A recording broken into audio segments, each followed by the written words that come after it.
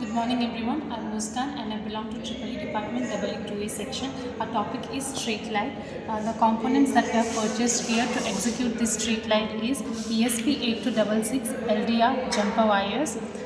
This is ESP8266, this is LED and this is LDR, and when the light is not falling on the LDR, the ESP8266 sends the signal due to which the switch turns on automatically, due to which the LED turns on. I am Kavna DS. These are the components we are using for street light demo.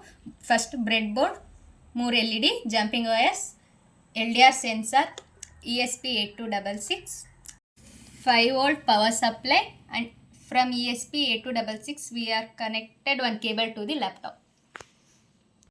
I am Nandita. This is our street light demo. ಯಾವಾಗ ಸೂರ್ಯನ ಬೆಳಕು LDR ಮೇಲೆ ಬಿದ್ದಾಗ light of ಆಗಿರುತ್ತೆ. ಅದೇ ರಾತ್ರಿ ಹೊತ್ತಲ್ಲಿ LDR ಮೇಲೆ ಸೂರ್ಯಕಿರಣ ಬೀಳಲ್ಲ, ಆವಾಗ ಲೈಟ್ ಈಸ್ ಆನ್ ಆಗಿರುತ್ತೆ. I am Megha and this is the code for our demo street light. Street ಲೈಟಲ್ಲಿ LDR ಸೆನ್ಸರ್ ಮತ್ತು LED ಯೂಸ್ ಮಾಡಿದ್ದೀವಿ.